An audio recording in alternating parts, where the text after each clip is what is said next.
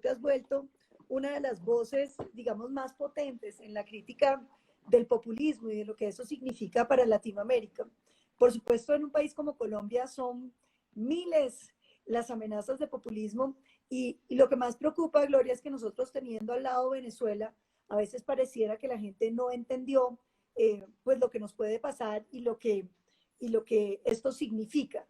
Yo quería preguntarte un poco, uno de los videos que estuve viendo y que usamos para publicitar este programa fue el de esa teoría de generar un enemigo interno. ¿Por qué no nos cuentas un poquito de eso?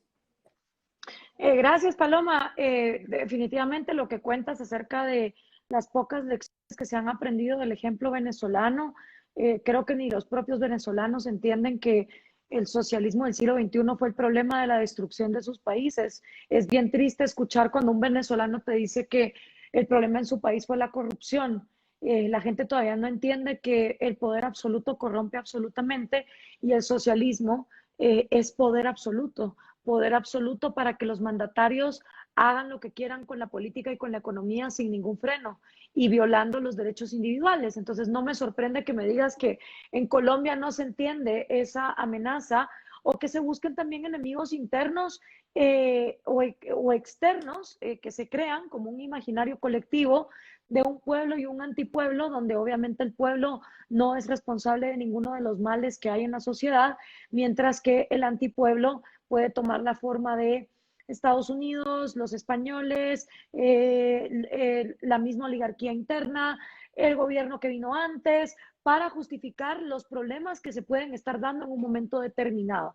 Entonces, con esa división, lo único que logras es que la sociedad ya no se comunique entre sí, ya no hablen entre sí, se destruye completamente el tejido social y obviamente el populista aprovecha esto para seguir amalgamando más poderes sin permitir que la sociedad civil sea capaz de pues tomar sus propias decisiones o hacerse responsable de lo que también es responsable, porque hay que recordar que los populistas no llegan al poder desde el socialismo del siglo XXI con el Foro de Sao Paulo, no llegan al poder desde una vía desde una vía violenta, llegan al poder desde Llegan una por la vía democracia. democrática, llegan por la democracia y de todas maneras, cuando democráticamente el pues entonces igual se roban las elecciones, que es lo que ha pasado muchas veces en Venezuela, o lo que vergonzosamente pasó en Colombia, cuando los mal llamados acuerdos de paz fueron votados en un no por la mayoría de colombianos, y de todas maneras se hizo ahí una marufia para que ahora las FARC sea vista más que como una guerrilla, como un partido político. Entonces, al Y final usan. en eso me quiero detener, Gloria, porque uno de los temas que a mí me preocupa y digamos parte de la creación de este programa es porque yo veo que el gobierno Santos y la izquierda radical está siendo muy efectiva en crear odios en este país. Colombia hoy uno lo encuentra como un país absolutamente polarizado. Dentro de un rato entrarán, por ejemplo, muchos a insultar aquí. Y yo creé este programa sobre la base de poder invitar gente que piensa como yo, gente que piensa como mi partido, pero gente que piensa también de otras maneras, porque yo creo que la política es de argumentos, es de construcción, es de discusiones, es de hechos de lo que han vivido otros países, pero sobre todo me preocupa mucho esa manera como han venido incendiando el país.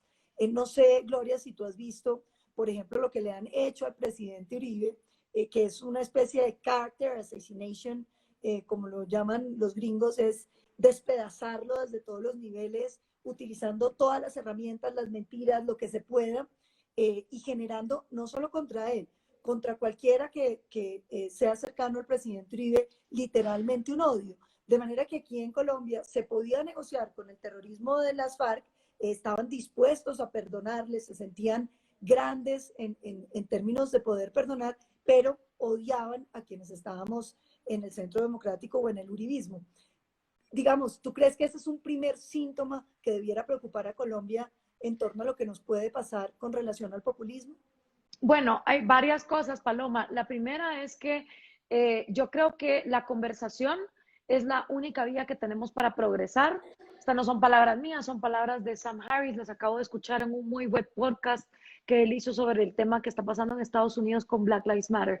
Y yo soy capaz de sentarme a conversar con personas con las que estoy completamente en contra. Hace 3 días, por ejemplo, hice un debate con un exguerrillero marxista acusado de secuestros y asesinatos ecuatoriano en un debate en Ecuador que está también subido en las redes sociales. Hace 2 semanas estuve conversando con una amiga que es más de la izquierda democrática de Estados Unidos sobre su participación en Black Lives Matter. Hoy me estoy sentando aquí contigo, con quien por supuesto tenemos en común ese miedo y esa amenaza que representa el socialismo del siglo XXI, pero hay otras cosas que yo no comparto con la derecha latinoamericana, ¿no? Y por eso yo escribí un libro que se llama Cómo hablar con un conservador. Entonces, solo lo quiero dejar claro para la gente que entre aquí a insultar. Yo soy capaz de sentarme a conversar y por eso he escrito libros que se llaman Cómo hablar con un progre, cómo hablar con un conservador, cómo nos vamos a sentar a dialogar estando cada quien desde su perspectiva. Dicho esto, hay muchas cosas que yo no comparto de Uribe, ni del Centro Democrático, ni de la derecha latinoamericana en general, empezando porque yo soy una fiel convincente de que hasta que no se legalicen las drogas en este continente, no vamos a acabar con el tema del narcotráfico. Y eso lo podemos dejar para otro día. Ahora, hablando del character assassination que pasa en nuestros países, es muy fácil, primero porque quien hoy tiene 20 años, nació en el año 2000. No tiene ni puñetera idea de lo que fue Colombia en los años 80. No sabe lo que fue el narcoterrorismo de Pablo Escobar. No lo vivió en carne propia, ¿ya? Y sus hermanos mayores, que será gente como yo que nació en el 85 o que apenas eran niños en los años 90, tampoco recuerdan lo que fue ese narcoterrorismo que Colombia vivió. Entonces les pueden contar que Colombia era un infierno en esta tierra y que gracias a que llegó la izquierda se pudo acabar con las masacres y las injusticias de Álvaro Uribe. Lo que nadie les cuenta es que en ese momento Colombia era una verdadera zona de guerra, que realmente era invivible. O sea, cualquier persona que estudia la historia colombiana de los años 70, 80 hasta los principios de los 90 se da cuenta de eso. ¿Cómo solucionarlo? Ahí podemos tener diferencias. Como ya lo dije, yo creo, más ahora que vivo en México, que me he empapado mucho de cómo crecieron los cárteles de narcotráfico. Para mí no hay otra solución que legalizar las drogas y en eso podemos estar en Pero contra. Gloria, y ese es un tema que me interesa que miremos, pero digamos que al legalizar Sí, las drogas, yo pero en antes de principio que no tengo pasemos a ningún eso, problema frente al tema de que consuman, pero uno como país latinoamericano, yo pregunto, ¿qué llegará a pasar si los países latinoamericanos decidiéramos legalizar? Los sí, mercados a los cuales la mayoría de nuestros productos se van, se cerrarían. Eso es una decisión que tiene que pasar por la legalización de los países desarrollados y los mercados, porque ¿quiere saludar a Gloria? Que llegó Amapola que quiere saludar. hola guapa, ¿qué tal? ¿Cómo estás? ¿Cómo estás? Trasnochando, diga. Dile cómo está, dile bien. ¿Ya, ya te vas a ir a dormir? Aquí llegó. Y entonces, si Qué uno no la deja divina. subir, se pone a gritar. Entonces, es mejor que salude. Pero uno de Órale. los temas, Gloria, digamos, yo coincido contigo. Yo en muchas cosas creo que soy libertaria, en otras no tanto, y vamos a hablar de ellas. Pero uno de los temas es, sí, que la gente se meta lo que quiere, estamos de acuerdo. Pero el problema es mucho más serio, porque ¿qué pasaría si un país como Colombia o México decidieran legalizar frente a las posibilidades de exportación? Nuestro mercado más importante hoy es Estados Unidos. Una legalización de las drogas significaría que prácticamente el mundo entero rechazaría el resto de los productos colombianos. ¿O cómo lo ves tú? Yo no lo veo así, fíjate, yo creo que si se legalizan las drogas, a lo que sí nos tenemos que enfrentar es cómo los aparatos judiciales se van a hacer cargo de controlar o de enjuiciar a los verdaderos crímenes cometidos por los narcotraficantes, es decir, secuestros, asesinatos, violaciones, impalaciones, aldeas enteras a las que se han metido a saquear. Y una vez estoy hablando con un abogado canadiense que me contaba cómo fue durante la prohibición en Estados Unidos que los canadienses empezaron a crear mafias para suplir de alcohol ilegal a Estados Unidos. Y obviamente estas mafias canadienses No, de operaban acuerdo. igual Yo creo que que lo el que... mercado, Sí, pero te voy a contar qué fue lo que hizo Canadá cuando Estados Unidos levantó la prohibición. Ellos se enfrentaron a qué hacemos con estos mafiosos para encarcelarlos y lo que Canadá decidió hacer fue absolutamente nada. Se dieron cuenta que el aparato judicial que tenían no iba a ser capaz de poder enjuiciar a esas mafias. Y estamos hablando de mafias canadienses en los años 30. Ahora imaginemos los cárteles multibillonarios de narcotráfico que básicamente tienen cooptada la política y la economía en nuestros países, que además ponen de manera artificial nuestras economías con el lavado de dinero. Entonces, yo lo que pienso es que legalizar no es para acabar con los adictos. Adictos siempre hay, sean las drogas legales o no. Y de hecho, al prohibirlas y no hablar del tema como las adicciones que pueden crear y las enfermedades que pueden traer, pero no solo eso, las terapias que también se pueden hacer, porque ahora en el siglo XXI se están estudiando sustancias que se usan hasta para tratar el estrés postraumático, los dolores de cáncer, incluso la bipolaridad, la esquizofrenia. Entonces, yo creo que al etiquetar todo como drogas, tratarlo de meter en un baúl y dejarlo en la prohibición, se ocasionan precisamente esos lo que le dé la gana al respecto o las FARC en tu país se puedan presentar como una opción hasta pacífica y eso me parece lo más injusto. Entonces, creo que lo que hay que tener es el debate y que eso es precisamente lo que está. Sí, pero digamos, yo coincido en muchas de esas apreciaciones, pero digamos, hay unos temas ahí que...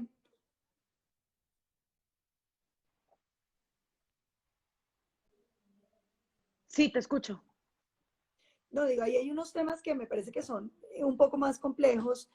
Yo coincido, digamos, el problema de todas las prohibiciones es claro, es que invisibilizan los mercados, la posibilidad de regulación disminuye, pero también hay que decir lo siguiente, dos cosas que me preocupan a mí. Uno, el tema del crecimiento de las drogas en los niños, porque digamos que la prohibición tiene un, digamos, enforcement mucho más fácil que si no la tienes. A veces a mí me preocupa que esas legalizaciones terminan, es llegándole sobre todo a poblaciones muy jóvenes que terminan adictas desde muy chiquitos y que realmente se vuelven una carga tremenda, no Sí. solo para sus familias, sino para los sistemas. Pero me parece que además las decisiones de los países en vía de desarrollo, que en muchos sentidos tienen economías dependientes de países desarrollados que le han apostado a la prohibición, pues crean un enorme desafío en torno a las posibilidades de tomar decisiones unilaterales frente a la prohibición. Y pongo un ejemplo, la marihuana, por ejemplo, hoy que tiene pues todo el tema de la connotación medicinal, pues la producen en Estados Unidos sin ningún problema, a nadie le parece mala, pero cuando la droga se producía, la marihuana se producía en Latinoamérica, pues generaba un montón, digamos, de confrontación entre los países. Pero ese tema, que es uno de los temas, digamos, interesantes, viene al lado de otro de los temas, que es el aborto. Mucha gente cuando anuncié la entrevista me decía, me encanta Gloria en muchísimas cosas, pero no entiendo cómo hace para defender el aborto en todos los casos, en todas las edades y en todos los meses. ¿Cuál es tu posición sobre el tema, Gloria?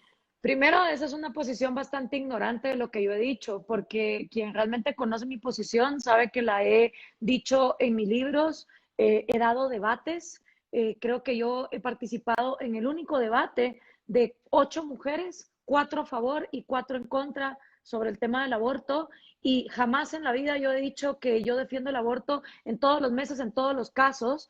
De hecho, que uno esté a favor de legalizar algo no quiere decir que uno sería consumidor de ese mercado. Entonces, me parece bastante ignorante que la gente se ponga a hablar de mi posición sin siquiera conocerla, la cual le he dedicado vastos programas de radio, conferencias, libros. Entonces, me parece muy simplista y muy mediocre hablar de mi postura cuando no se la conoce. Precisamente porque he estudiado los datos del aborto ilegal y del legal, y cuando uno se da cuenta que hay más descuartizaciones y más muertes de mujeres en los abortos ilegales, que son 24 millones mundialmente de los que se conocen, a saber de los que no se conocen, versus las maneras más higiénicas y médicas, donde ni siquiera se llega a descuartizaciones, en los 22 millones de abortos legales, cuando uno analiza las cifras de violaciones sexuales cometidas, como por ejemplo en mi país, a 2.000 niñas entre 9 y 14 años de edad al año por sus propios padres, abuelos, tíos, y que venga el Estado y haga una marufiada como la que hicieron hace 3 años, cuando llegó el barco del aborto, que es una ONG internacional que se para en aguas internacionales para ofrecer este servicio voluntariamente a quien lo quiera. Y de una manera completamente ilegal, las iglesias evangélicas y católicas con el Estado de Guatemala, con el ejército, hicieron una marufia para expulsar a ese barco. Entonces, mi punto es, yo he documentado cuál es mi postura respecto y lo sustento con datos. Y no hay ningún dato que me demuestre que hay menos muertes, ni más higiene, y es más, la propia ignorancia de no querer hablar del tema hace que las mujeres se queden calladas, porque son los hombres los que más se expresan sobre este tema y no lo hacen informando, lo hacen insultando. Y el silencio lleva a la ignorancia y la ignorancia lleva, curiosamente, a más abortos. Entonces, el no querer hablar del tema por la gente que se empecina en dogmatizar sin tener datos, sin saber cuál es la realidad, es lo que irónicamente y tristemente ocasiona más abortos. Yo creo que la legalidad en las cosas hace que las cosas se transparenten, que sean parte de una economía de la cual todos participemos desde la educación. Porque como te decía al principio, las mujeres van a abortar como una decisión personal, sea legal o sea ilegal. Las que tienen posibilidades hasta viajan a lugares. Yo conozco muchas guatemaltecas que han venido a Ciudad de México a abortar porque en Guatemala es ilegal, pero eso se lo pueden permitir las que pueden pagarse un boleto de avión. Ahora, por lo mismo de que estos son temas tan delicados, yo también me opongo a lo que la izquierda marxista busca, que es que los impuestos de una abuelita católica que está en contra del aborto tengan que ser usados para pagarle el aborto a una muchachita de 15 años. No, la postura libertaria es, te quieres drogar, lo pagas tú. Te quieres abortar, te lo pagas tú, de tu propio bolsillo. Y si te interesa tanto que en la pobreza la gente no se puede curar de adicciones o no puede abortar, con tu plata haces caridad individual, que es la única caridad que existe. Porque ese es el problema de los marxistas. Quieren hacer piñata caritativa, pero con el dinero de otros. Esa no es la postura libertaria, es sí, vamos a legalizar todo para dejar de vivir en esta doble moral tan dañina que vivimos en Latinoamérica, con la trata de blancas también, con la prostitución, con mercados que realmente están cooptados por el crimen organizado, pero eso sí, que cada quien se pague el suyo. Y eso muchas veces yo lo he hablado con la derecha española del PP o de Ciudadanos, y no hablemos ni de Vox, y cuando tú les dices, el problema que ustedes tienen se anula bien fácil anulando el Estado benefactor, la misma derecha te dice, ah, no, pero es que eso ahí no nos podemos meter, porque entonces perdemos votos. Entonces vemos como la misma derecha es como un estatismo más light y cuando la gente se harta de ese vaivén, entonces se van con el radicalismo del socialismo del siglo XXI. Pero no hay realmente una opción verdaderamente de libertad. Eso es lo que por eso creo que es tan fácil para los marxistas desprestigiar a las figuras de derecha, porque no solo no hay conocimiento histórico, es una juventud que definitivamente, como hablábamos en el caso de tu país, no se acuerda de lo que era la Colombia de los años Nada. 80, no tiene empatía por estudiarlo. Entonces, si les venden la idea de que Álvaro Uribe fue un desgraciado que no hizo ni una cosa bien, se lo creen. Sí, de acuerdo. Yo creo que hay unas generaciones, sobre todo, que han decidido como ignorar el pasado.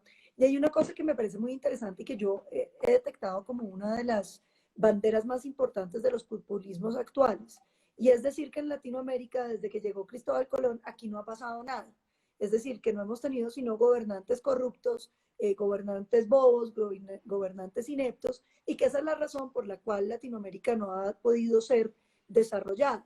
No hablan de nada que se haya construido en nuestro pasado como rescatable, de que tengamos algunas cosas que celebrar. Y yo creo, por el contrario, que Latinoamérica, en medio de tantas cosas y tantas vicisitudes, mil errores, mil gobernantes buenos, otros malos, otros regulares, pero finalmente hemos ido avanzando y hay cosas que se pueden rescatar. Y eso va muy relacionado con un tema que te quiero preguntar, y es mucha de la izquierda en el discurso hoy le dice a la gente, vote por la izquierda porque igual no hay nada que perder, porque como nada se ha hecho, no hay nada que perder.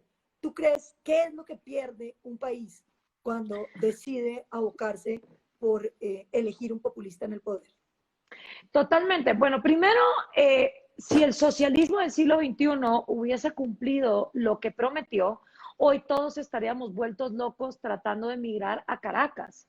O sea, ya el socialismo del siglo XXI en el año 98 le dijo a la población, vota por nosotros porque no hay nada que perder. Y a partir de que Chávez ganó las elecciones, el socialismo del siglo XXI arrasó poniendo franquicias más rápido que McDonald's. Franquició en Brasil con Lula y Dilma, en Uruguay con Mujica, en Chile con Bachelet, en Argentina con los Kirchner, en Ecuador con Correa, en Bolivia con Evo Morales, volvió Ortega en Nicaragua, el FMLN en El Salvador, AMLO en México, y donde aún no han gobernado, de todas maneras tienen representaciones partidarias. Entonces, el socialismo del siglo XXI ya hizo esa promesa.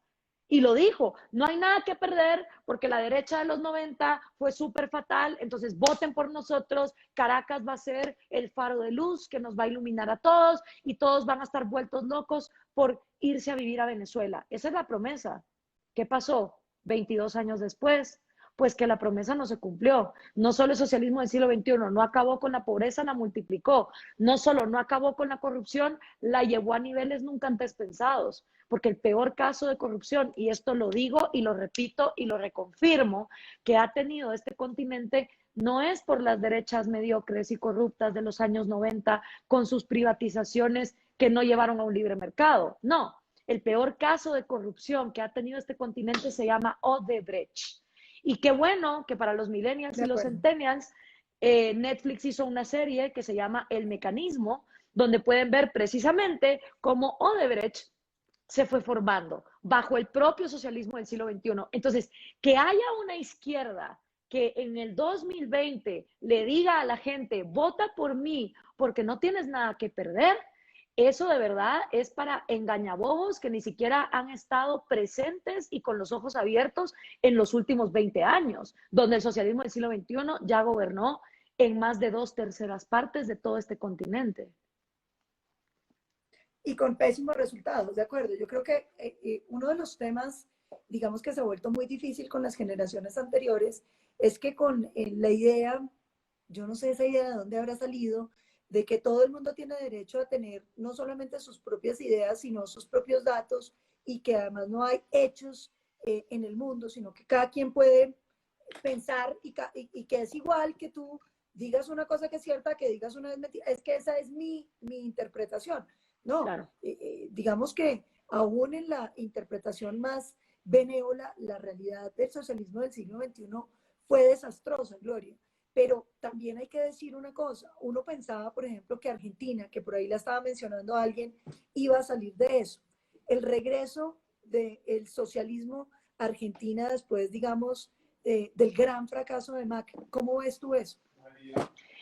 Precisamente porque Macri no tuvo los pantalones de llevar a cabo una agenda verdaderamente libertaria. O sea, si analizamos la historia de este continente, Paloma, lo que siempre ha faltado es libertad económica absoluta. Y ahí es donde yo creo que los libertarios, más que la derecha incluso, y por supuesto más que la izquierda, tenemos una oferta para la gente que ya está harta. Cuando Macri estaba digamos, la contienda electoral, todo el mundo lo ubicaba como el más light de los peronistas. De ninguna manera Macri era visto como, digamos, una derecha o libertario. No, era como lo que es Fajardo en Colombia, pues, que nadie va a decir que el tipo es libertario. Eso era Macri en la contienda política.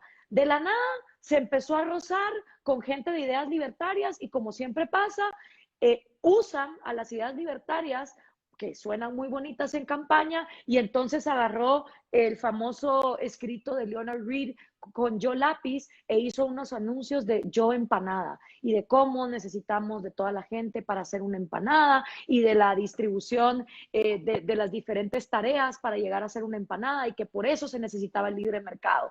También se sacó fotos con el libro La Ley de Federico Bastiat, que obviamente habla de una separación absoluta entre gobierno y economía, y ahí Macri empieza a perfilarse como el candidato libertario. ¿Qué hizo la izquierda? Lo etiquetó de neoliberal, ¿no? Esta etiqueta que les fascina para culpar a todo lo que no entienden en economía. Pero una vez gobernando, Macri no tuvo los pantalones de hacer algo respecto de el desastroso puesto en el índice de libertad económica mundial que tenía Argentina, que estaba por debajo del puesto 150 a nivel mundial, poniendo a Argentina, que empezó en el siglo XX por las ideas liberales de Alberdi como la tercera potencia del mundo, en un puesto más abajo que los primeros 150 países en el mundo. Entonces, ¿quién se va a vivir a Argentina? Han destrozado la industria de la carne, de las telecomunicaciones, de la soja y muchísimas más industrias. Habían quedado completamente en el suelo. Y Macri, en lugar de ser firme, que eso siempre le pasa a la derecha, con tal de no perder votos, en vez de hacer lo correcto, hacen lo cómodo y lo conveniente. Entonces el tipo se puso a poner más impuestos, a dar más subsidios, y la verdad es que el votante latinoamericano, entre la copia barata de un estatismo vegetariano o irse con lo original, que es el socialismo del siglo XXI, que ahí sí es comunismo carnívoro, prefieren regresar a ese comunismo estatista carnívoro. Y yo lo viví muy cercano porque Antonella Martí, mi gran amiga, libertaria también, creyó en Macri, se metió al proyecto de Macri hasta que renunció porque me dijo, boluda, me era indefendible seguir llegando a los programas de televisión todos los días cuando el tipo no paraba de subir más impuestos y de hacer más estatismo. Entonces, ese es el problema de la derecha latinoamericana. Cuando gobiernan, no tienen los suficientes pantalones de llevar realmente una agenda de libertad económica que este continente tanto necesita. Hacen nada más capitalismo de cuates para sus amigos, privatizaciones, sí, pero protegidas de la libre competencia, y por eso la gente luego vuelve el péndulo a una izquierda más radical. Y nos hace falta una figura que fuera un contrapeso, porque eso sí era Álvaro Uribe. Álvaro Uribe llegó a ser reconocido mundialmente como un estandarte de un contrapeso a Fidel Castro, a los abusos de Chávez, a la corrupción de Lula. Por lo menos existía esa figura.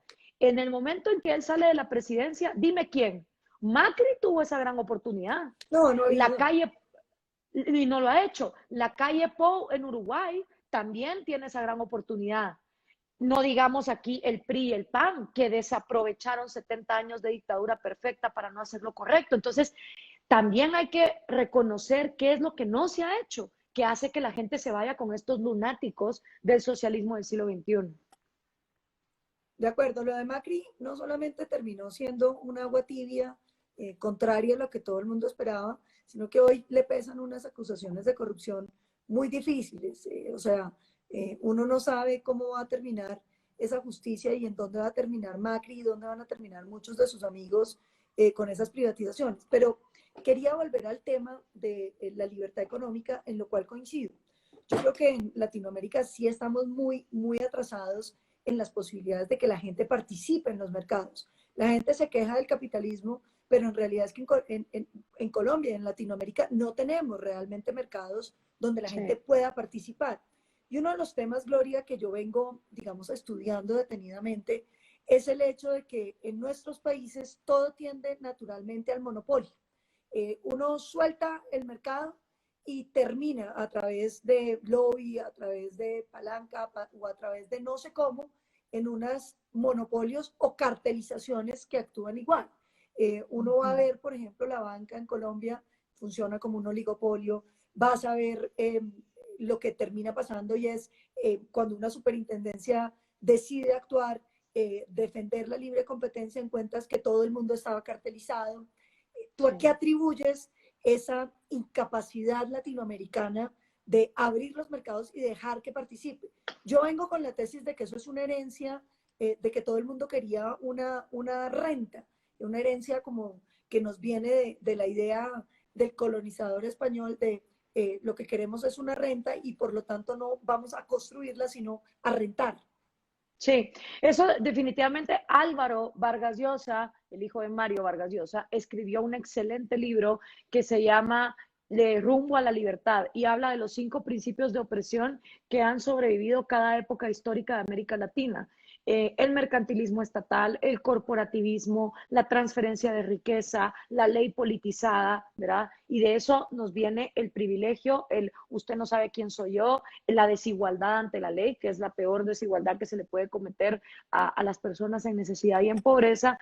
Y hoy, cuando tú vas a la calle y le preguntas a la gente, ok, ¿usted considera que su gobierno es corrupto? Sí.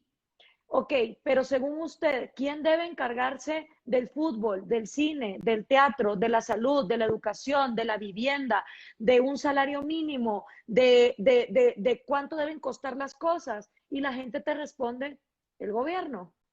Entonces es como un síndrome de Estocolmo donde los latinoamericanos están enamorados de su abusador. Es como cuando una mujer que es víctima de violencia familiar y el marido la pega y entonces tú le dices, pero es que tienes que salir de ahí. No, es que él me pega porque me quiere. Así parecen los latinoamericanos quejándose de la corrupción de sus gobiernos y parece que no entienden. Un gobierno que es capaz de encargarse de todo es capaz de robarte en todo. O sea, si queremos que el gobierno se encargue del fútbol, del teatro, de la salud, del arte, de la educación, de la economía, tiene muchos rubros en los cuales robarnos. En cambio, que si tenemos un gobierno limitado a su harta función, que es la seguridad y justicia, la igualdad ante la ley, entendiendo que solo hay 3 derechos, vida, libertad y propiedad privada, todo lo demás son necesidades convertidas en derechos, entonces podemos venir y decir, ok, si tengo un gobierno que hace solo 2 cosas, me es más fácil vigilarlo que un gobierno que hace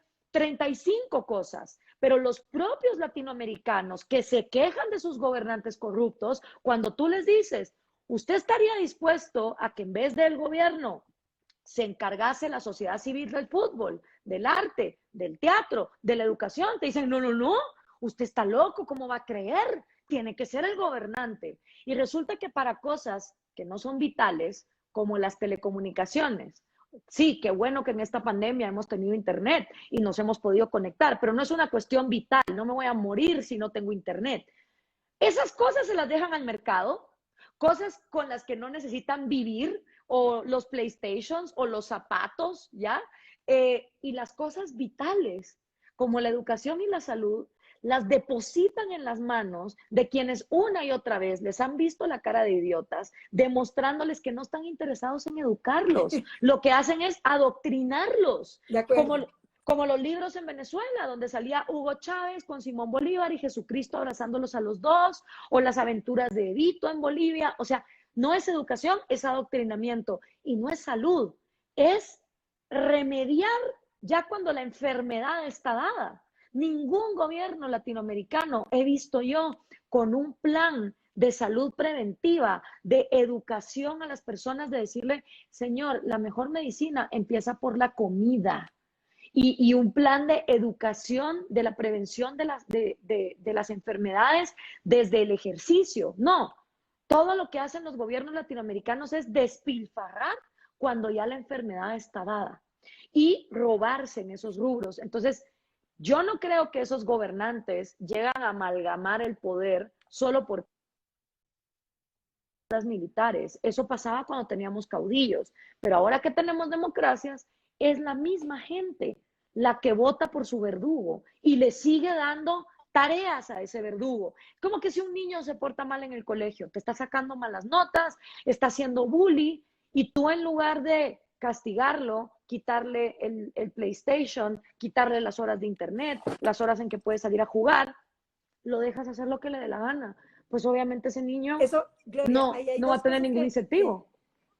que me parecen muy interesantes de lo que estás diciendo. La primera, Colombia, por ejemplo, tiene un sistema de salud mixto. Es decir, tenemos EPS que son privadas y otras que eran públicas, y tú podías escoger. Todas las públicas terminaron por quebrarse porque se las robaron, y sin embargo, el discurso predominante en Colombia es hay que volver al sistema público en salud. Y uno dice, pero bueno, ¿no acaban de ver cómo se robaron toda la salud pública? Y la gente, sin embargo, insiste en que un sistema que tiene elementos privados, pero que es mixto, naturalmente, no sirve. Pero me gusta mucho el ejemplo del bullying que dijiste, porque yo creo que ahí hay un tema que me parece muy interesante. Una de las grandes críticas que yo he hecho al proceso de La Habana y que me ha parecido tremendamente nocivo es precisamente porque no termina de educar la sociedad. Las garantías de no repetición sobre la violencia pues se refieren sobre todo al tema central de que la sociedad como un todo entienda que esa violencia, ese terrorismo, el narcotráfico, el asesinato, los secuestros que cometieron son absolutamente aberrantes y que nadie volviera a repetirlos. Solamente se explica porque usted le da una sanción. Pero en Colombia terminamos fue trayendo a los terroristas a sentarlos en el Congreso. Yo a veces me pregunto, bueno, ¿cuál es el mensaje que le queda, por ejemplo, a los otros grupos ilegales, a los jóvenes colombianos? Pues que la violencia finalmente es una entrada adicional a la política. Tiene que ver con malcriar la sociedad colombiana en muchísimos sentidos, como lo estabas diciendo. Pero ahí yo te quiero preguntar algo. En la experiencia, digamos, del populismo también hay ese amor por todas esas luchas armadas que han desangrado Latinoamérica, que han terminado en general, salvo contadas excepciones, en unos procesos de amnistía, de indulto, de perdón, donde todos los guerrilleros, los criminales ahora hacen política y además quedan en un estandarte moral donde nadie los puede criticar porque ellos son los únicos que no han contribuido a que este país o estos países no sean lo que debieran ser, porque cuando ellos gobiernen nosotros vamos a quedar como Suiza. ¿Cómo ves tú eso que ha tenido Latinoamérica de avalar la violencia como vehículo hacia la política? Totalmente, y eso viene desde que se insertaron, digamos, las primeras lógicas soviéticas con el éxito de Cuba. En el momento en que Cuba fue un éxito para Fidel y el Che Guevara, se hicieron guerrillas marxistas copy-paste en toda Latinoamérica. Y la más exitosa de es cártel de narcotráfico. O sea, ahí se juntó el hambre con las ganas de comer en una cosa impensable que podía ocurrir. Y en Latinoamérica se detesta la conversación. La gente en el anonimato de la violencia, que ahora se ha trasladado también a la violencia en redes sociales, es muy gallita y es muy bravita para estar tirando insultos, pero es poco el latinoamericano que encuentra en el intercambio de palabras algo fructífero. Aquí se valora más el intercambio de balas que el intercambio de palabras. Se admira a gente asesina y ladrona siempre y cuando maten al que me cae mal y roben lo que me van a dar a mí. Porque cuando es de matar a los que me caen bien, entonces sí, maldito genocida. Es lo que pasa, por ejemplo, con Pinochet. Pinochet, que en 17 años de dictadura se murieron 3.000 chilenos, versus un Che Guevara que en 3 o 4 años de gobernar en Cuba fusiló a 17.000 cubanos. Pero para cualquier latinoamericano, ¿quién es un redentor pacífico que merece un lugar a la par de Jesucristo por sus bondades? El Che Guevara. ¿Quién merece achicharrarse en el 9º círculo del infierno por genocida? Pinochet. Entonces, somos un continente donde nos gusta que se mate, nos gusta que se robe, siempre que sea a mis enemigos. Y la violencia la aplaudimos. El intercambio de ideas, la conversación, el sentarme a hablar con quien puede discrepar en ciertas cosas conmigo, eso es de tontos, eso es de gente que para qué. Y eso está muy enraizado en nuestra cultura. ¿Por qué? Porque quien ve, por ejemplo, ahora la serie de Amazon, Hernán, si no quieren leer libros de historia, yo siempre a los centennials estoy viendo qué series, qué películas les recomiendo que tengan un poco de veracidad histórica para que abran los ojos, se van a dar cuenta que aquí el saqueador, el mentiroso, el corrupto, siempre fue el premiado. Y al que se le vio como el bobo, el tonto, era el que trataba de hacerlo de manera digna y correcta. Entonces, eso es lo que ha hecho que tengamos los gobernantes que tenemos. Por eso, a mí me han dicho muchas veces, Gloria, ¿por qué nunca te has metido en un partido político? Y bueno, porque los partidos en Guatemala no me quieren a mí por mis ideas, me quieren por el morbo que les puedo generar, tanto de la gente que me odia en Guatemala como de la que me quiere para arrastrar votos, pero no me quieren por mis ideas. Y además de eso, ¿de qué te sirve tirarte a política con ideas tan extremas como las mías, donde ni siquiera la derecha coincide conmigo y la izquierda mucho menos? Si primero no hay una masa de votantes que quiera votar por estas ideas. O sea, lo que los latinos no terminan de entender es que la política es oferta y es demanda. La oferta es mediocre, es corrupta y De es acuerdo. ladrona porque la demanda se ha conformado con corruptos, mediocres y ladrones. El día que la demanda empiece a exigir debates, conversaciones, que la gente pelee con palabras en lugar de que con balas, entonces caminamos hacia allá. Pero la gente en este continente premia la violencia y el admirado es el asesino. Siempre que asesine, como te digo, al que yo considero mi enemigo. No, a mí eso me impresiona mucho porque yo a veces digo, pero estos países, ¿por qué nos gusta tanto el delincuente? Es como una oda al delincuente. Sí. Y me llama la atención, entre otras cosas, Gloria, por lo siguiente. Yo creo que tú lo estabas señalando en eso, y es esa facilidad con la que los pecados de quienes sí fueron criminales se borran, pero cómo pretenden adjudicárselos a todos los otros. Entonces, la manera de destruir las figuras de los Sí, otros es diciendo que ellos de pronto hicieron lo que efectivamente sí hicieron los de izquierda. Sí, los de izquierda sí mataron, sí secuestraron, sí asesinaron, sí pusieron bombas, y dicen, eso ya no importa, eso ya quedó perdonado. Pero sí. el de ustedes, lo que pasa es que no lo sabemos, pero hizo todo eso. Y por eso es un delincuente y un asesino. Si yo digo esa doble moral tan rara, porque si a uno le gusta el crimen, pues le debiera gustar todo el crimen o respetar todos los Exacto. criminales, pero no, le gustan los criminales de uno y le achaca los crímenes que tiene el de uno propio a otro, a ver si así lo destruye. Ahí Bueno, a veces me parece que hubiera un intento como de justificación de esos crímenes, o qué es lo que hay ahí, Gloria. totalmente. Mira, lo que hizo tu compatriota Iván Velázquez en mi país, Guatemala, fue realmente una oportunidad perdida para mi país. Y claro, fue nuestra culpa por dejarnos realmente babosear. Yo no, yo era de las pocas que iba a las protestas, no solo a protestar, sino con propuestas de qué era lo que había que hacer. Pero Iván Velázquez, este colombiano, que enemigo de Álvaro Uribe, que además, no porque yo lo diga, él lo dice en su autobiografía, va a Guatemala en una comisión internacional contra la impunidad de la ONU, que digo yo, ok, si Guatemala es un país ingobernable, con falta de Estado de Derecho, donde nos vienen a meter una comisión de la ONU, que también para mí es un organismo detestable, que no ha hecho absolutamente más nada que crear una gama de lords de la pobreza que mientras viven en Suiza y en París hablando de cómo van a acabar con la pobreza, no hacen nada por acabar con ella. Si una comisión así tiene que estar en un país como el mío, ¿por qué no hay una CICIV en Venezuela? O sea, creo que hay países más ingobernables que Guatemala, pero no, en Guatemala fueron a meter esta comisión contra la impunidad, que entre varias gente que la lideró estuvo Iván Velázquez. En el año 2015, cuando los guatemaltecos estuvimos 6 meses, todos los fines de semana, saliendo a protestar por la renuncia de Otto Pérez Molina y de Roxana Valdetti por el peor caso de corrupción de la historia de mi país, finalmente logramos la renuncia de esa administración corrupta, que además fue enjuiciada. Y Guatemala se sentía una. Fue la primera vez que mi país, desde el año 44, salía a las calles a exigir justicia ante un gobierno corrupto.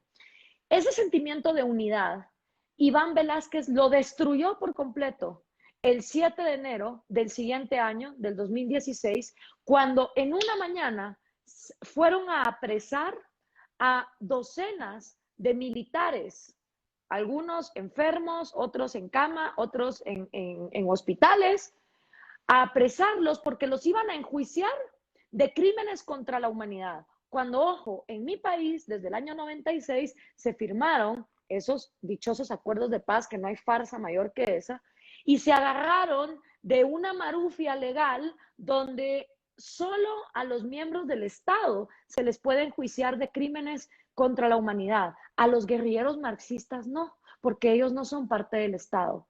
Entonces, nuevamente, Iván Velázquez revivió la Guerra Fría en mi país, dividió a los guatemaltecos otra vez entre comunistas y derechistas, porque claro, ahí se exacerbaron las polarizaciones de la sociedad entre los hijos de los militares, los estudiantes marxistas de la Universidad Estatal, y después de un año donde los guatemaltecos protestamos pacíficamente sin romper un vidrio, empezó a haber pedradas y empezó a haber ataques grupos. ¿Cuál fue la consecuencia a largo plazo?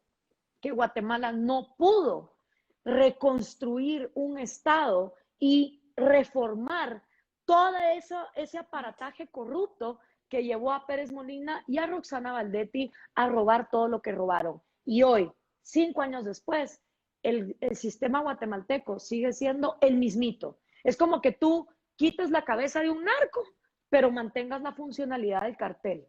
Y eso por la intervención de alguien como Iván Velázquez.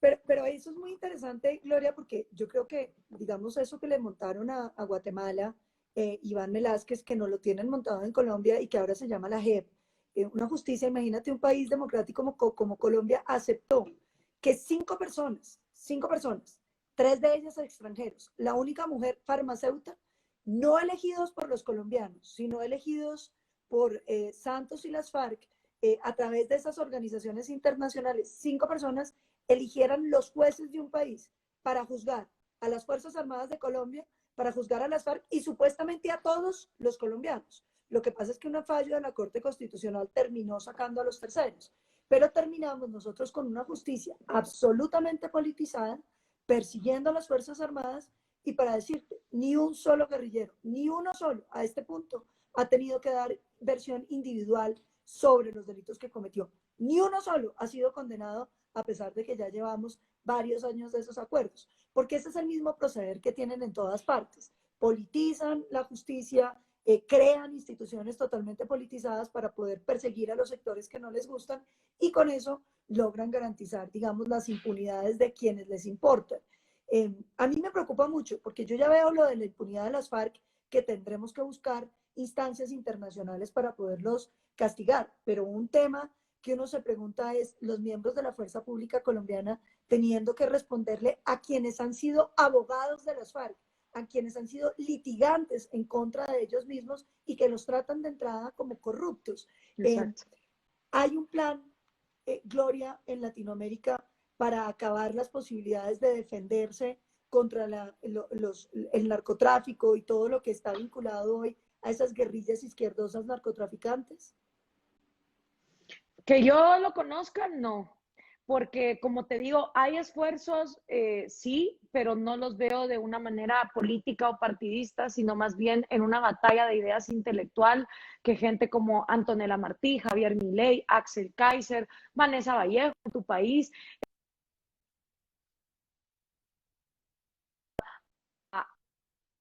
organización izquierda,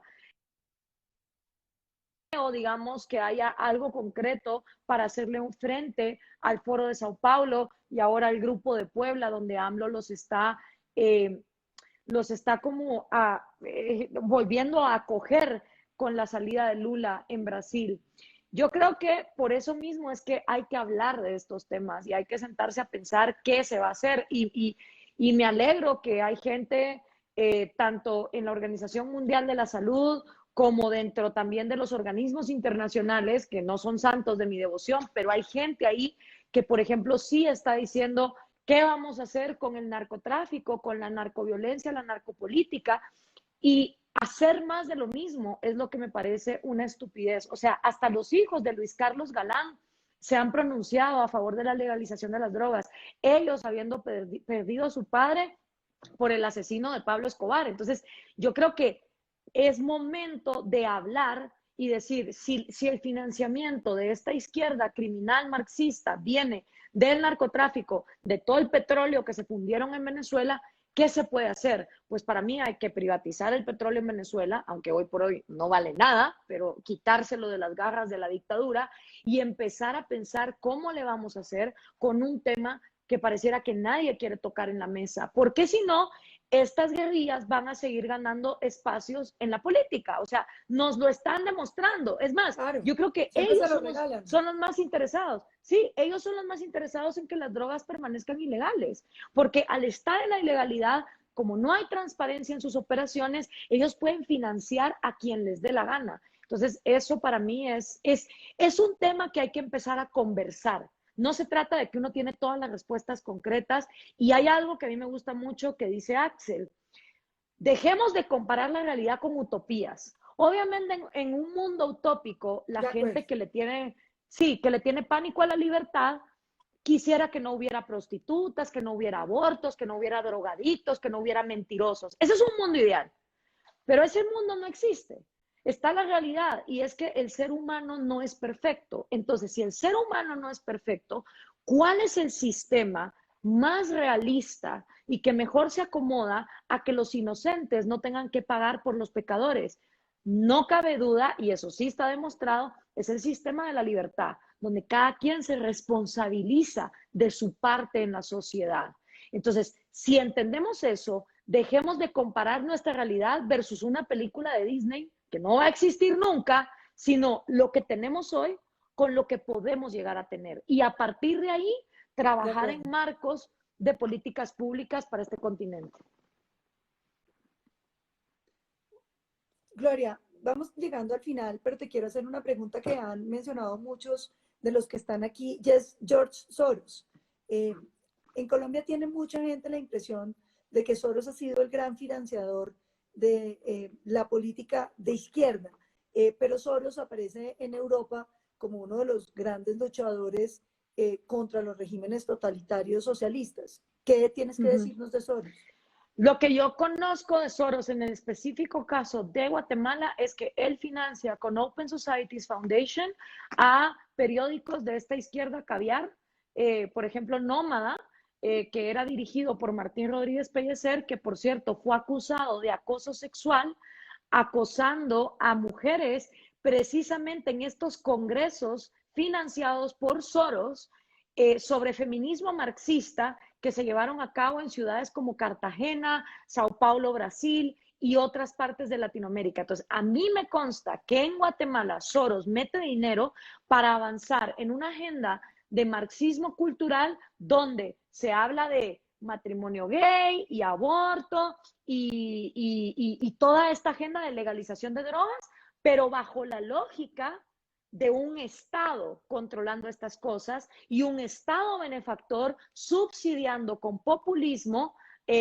las operaciones transgénero, los abortos, las bodas gays, cosa que es como, no, vamos a separar la magnesia de la gimnasia. Que uno defienda la libertad de las personas de amar no quiere decir que uno va a forzar a alguien a renunciar a su propiedad privada para pagarle la boda a una pareja homosexual o el aborto, como ya lo dije. Entonces, a mí sí me consta que al menos en el caso de Guatemala, sí Soros financia la agenda de medios de comunicación que avanzan en este marxismo cultural y que, por supuesto, al final caen por su propio peso, Paloma, porque en el caso de este exdirector de Nómada, cuando fue acusado de acoso sexual por más de 15 diferentes víctimas, pues obviamente ellos caen en sus propias contradicciones y se ve que estos congresos de feminismo marxista, en lugar de estar empoderando mujeres, las está haciendo víctimas de acoso sexual. Entonces, al final,